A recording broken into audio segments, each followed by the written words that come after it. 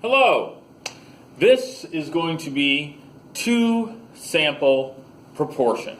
Very similar to two-sample mean, and also very similar to the significance tests that we've done before. Here we go. This is the situation.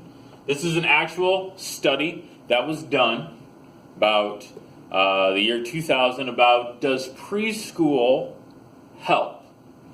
And when the researchers define help is when a person becomes an adult, do they need assistance from the government? Do they receive social services? The government does not care if preschool helps you academically or if it helps you as a person or if they're healthier. They're looking at it just from a money perspective, which is probably not the best, but is a indicator if something's working. Do we have to give this 18-year-old any money or social services? So they did a study. They got 61 random kids.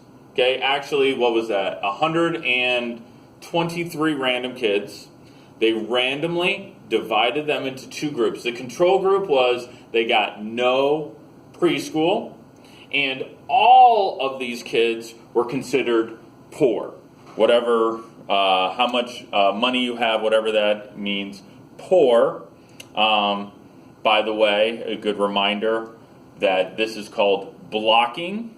So we're only looking at the poor kids. We're not looking at anything else. That's called blocking when we eliminate a beginning of an experiment or a study. That's called blocking. So they took 132 kids, randomly broke them up into two groups. The control group is they got no preschool. The treatment is they got preschool. They watched them grow up, they collected data, and when they turned 18, they marked down did they receive social services or not.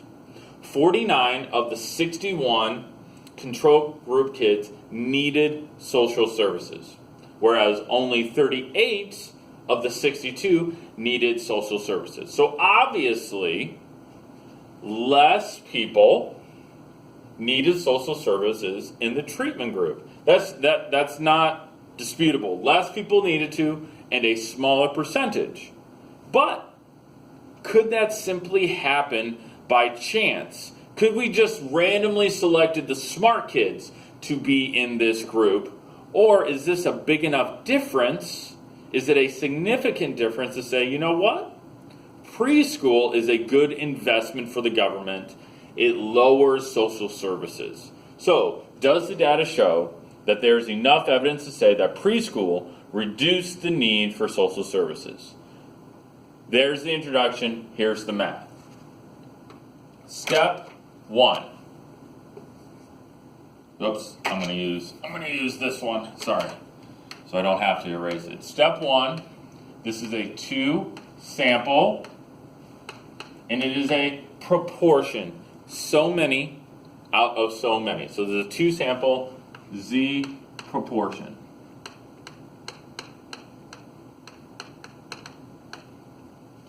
Our null and alternative hypothesis, so the null hypothesis is we're going to have P, because it's a proportion. And it's always going to have an equal to. So P equals P. Now, that doesn't make much sense if you just have P equals P. So we're going to put subscripts on this. This is the proportion of let's go with the preschool, and this is going to be no preschool. So you need to put the subscript on there so that we know what P you're talking about. That's the null hypothesis. The alternative hypothesis is going to look similar. It's going to be the proportion of preschool and the proportion of no preschool. And let's go back and look of what sign. Does the data show enough evidence that the preschool reduced the need? So that means we want preschool to be less. Preschool to be less. So we're going to put a less than sign in there, and that is step 1. Step 2 is conditions. Conditions. Did we randomly select these people? Yes, we did. So simple random sample was stated in the problem. That's important. Then we need to check for normality. And hopefully you're thinking proportion means n times p. Well, this one is exceptionally similar, but we need to check both.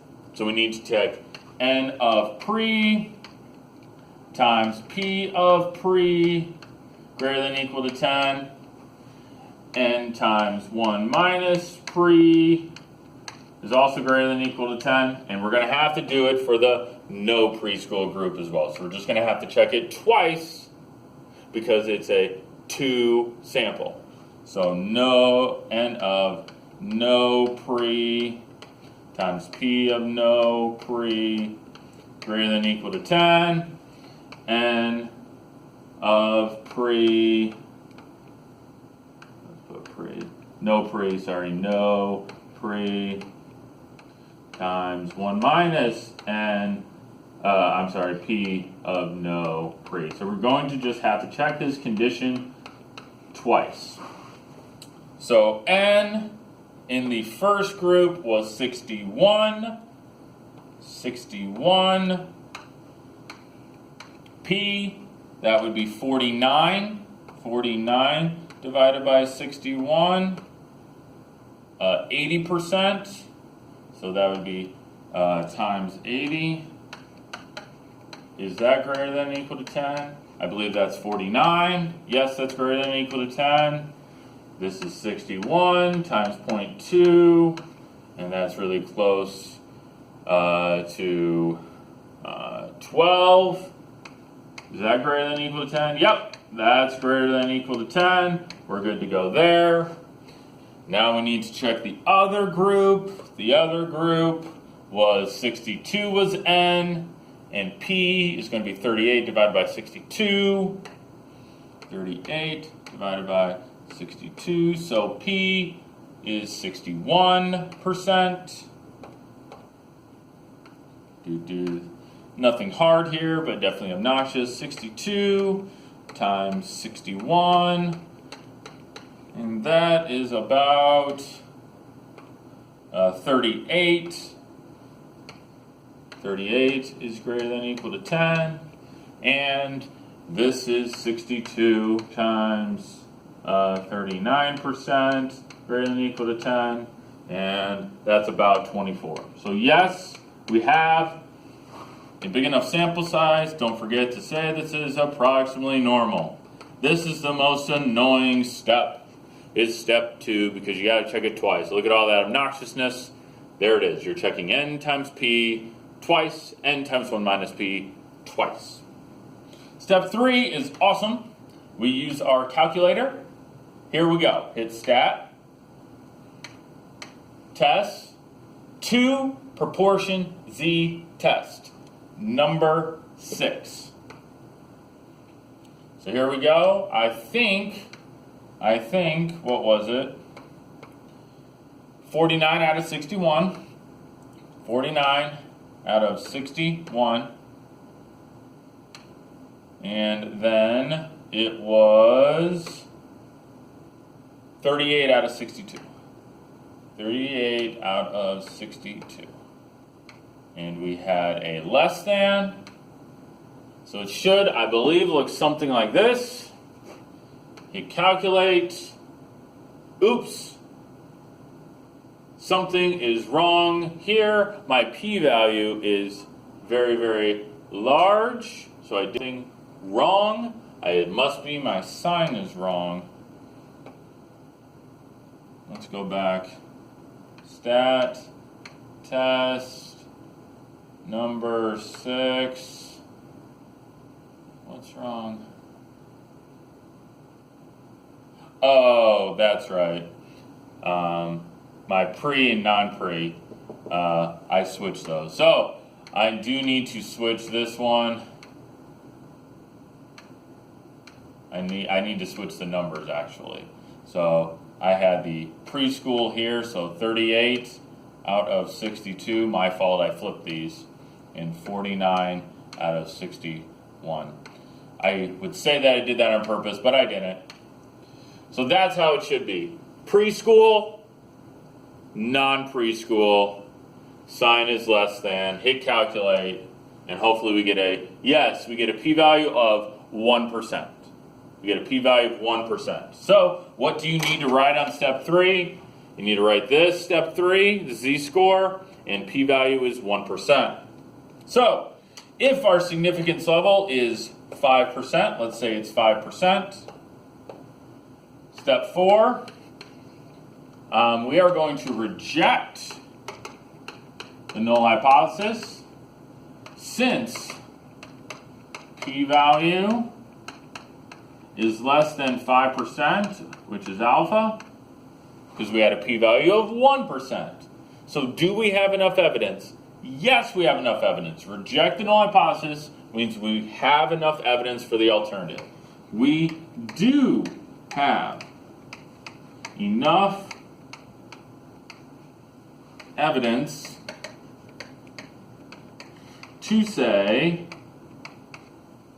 that, and then I would copy what was on slide 1. We have enough evidence to say that preschool reduced the need for social services at the 5% level. So yes, it seems to work for the majority of kids, or on average type of idea. It did not work for all of them. Notice still 38% of people needed social services. So it does seem to be a benefit. It doesn't mean it solves all the problems, but it does seem to reduce the need for social services. So that is two-sample proportion. Hopefully you look at the buttons and what buttons you put in. Look at that I did not put any decimals in here. That tends to happen. Notice I only put whole numbers. Only whole numbers can go in there. Step 2 is different because I have to check n times p and n times 1 minus p for both of them. But everything else is relatively the same. I do have a joke, and then I am done. Has nothing to do with preschool, just one I've seen before that I thought was funny. What do you get from a pampered cow? You get spoiled milk. Have a wonderful day.